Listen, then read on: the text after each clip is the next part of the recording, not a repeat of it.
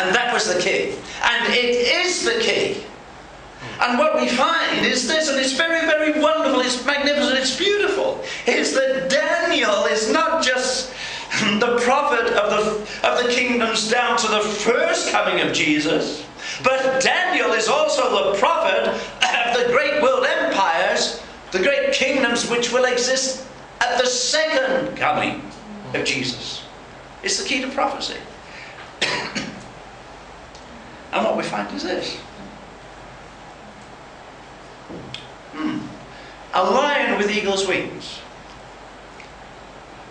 And the eagle's wings are taken from it. And after that event, after it loses its eagle's wings, it's made to stand upon its feet as a man. In other words, there's some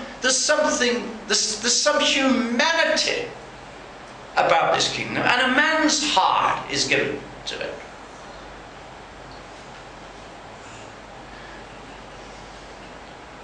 Guess which great empire in contemporary times has as its symbol a lion?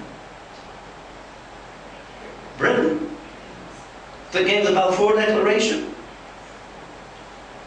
What about the eagle's wings? Exactly.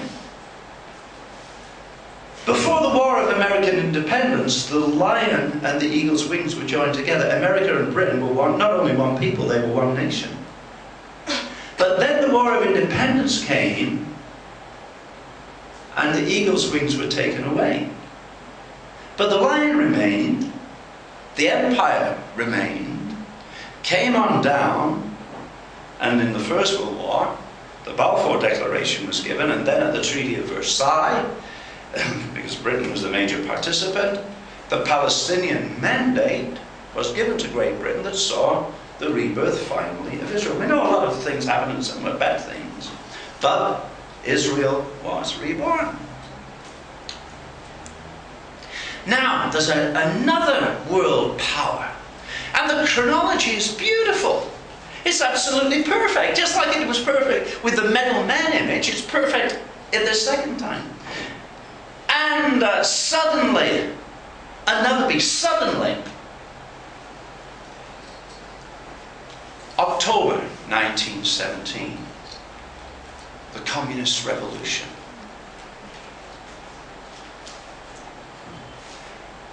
On the teachings of Marx and Engels and Lenin, the Soviet Union came into being.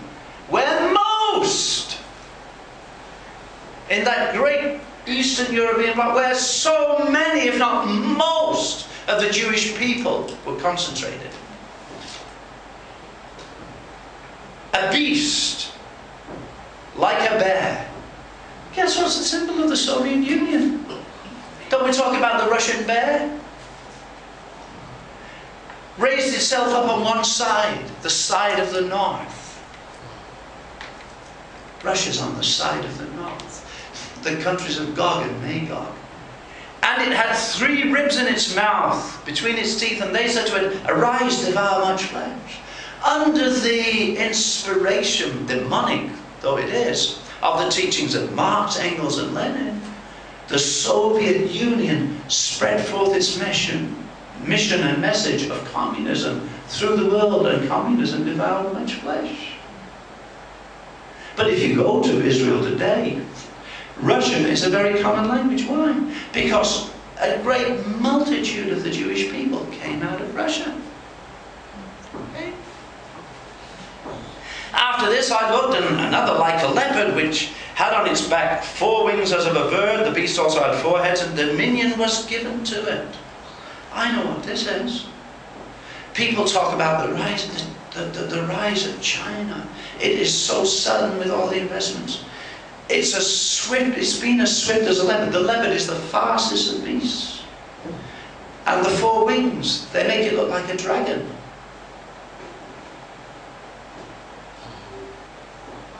Now, this beast finally will be a 4-headed one. I used to speculate that it may finally be Taiwan and Japan, and another. I said when I first started writing this, I said, supposing with Japan's technology and China's people power and Taiwan and another nation, when they get together, brother, you're going to have a world power on the scene that's going to be daunting. Now, it may not be Japan. It will most certainly absolutely be China and 3 other independent entities that will be allied with it. And this is going to be... why does the Bible talk about this? Well, because in the book of Revelations we talk about we read about the Euphrates drying up to prepare the way for the kings of the east. We don't have time to go into it today, but finally the armies of this great Eastern Empire are actually going to move westward. And they're going to move down for the final battle of Armageddon. Now, notice verse 7. And after this I saw in the night visions, and behold, a 4th beast, dreadful and terrible, exceedingly strong. It had huge iron teeth. It was devouring, breaking in pieces, and trampling the residue with its feet. It was different from all the beasts that were before it, and had 10 horns. And I was considering the horns, and there was another horn, a little one, coming up among them, before whom 3 of the first horns were plucked up by the roots. And there, in this horn, were eyes like the eyes of a man, and a mouth speaking pompous things. And that's the time when the Ancient of Days came. What kingdom is this? Well, I think it's clear when you marry this description to the 10 toes of the revived Roman Empire, that it's none other than the final form of the Treaty of Rome nations. Now, again, way back there in early 70s, I said then, even before there were 10 nations in the European, it wasn't the European Union then, it was the European Economic Union. I said, it can expand to more than 10. But in its final form, it's going to be a 10-nation entity. It's going to be different from all other nations. The European Union is different from anything that's ever gone before. Where these nations get together freely and they enter into a pact to become something else. The destiny of the European Union is it's already expanded, but we know there are many, many problems in the European Union. The nations have a common interest rate, but they have all differing economic problems, and there are tremendous tensions in it now. Spain, Italy, Ireland, they all grew phenomenally when they entered the European Union because they were able to catch a hold of the low interest rates of the euro. And so money poured in, but now it's really, it could easily break apart. And the French and the Germans, they want to go for a deeper union. The British and others don't want that. There's going to be a changing in its final form. The European Union is going to be a 10-nation confederacy. It's going to be the vehicle of the Antichrist. As it was the vehicle of missions, it's going to be the vehicle of the Antichrist. And in its final form, the Antichrist is going to arise out of it to take us down to Armageddon. That's the broad canvas that the Bible shows us.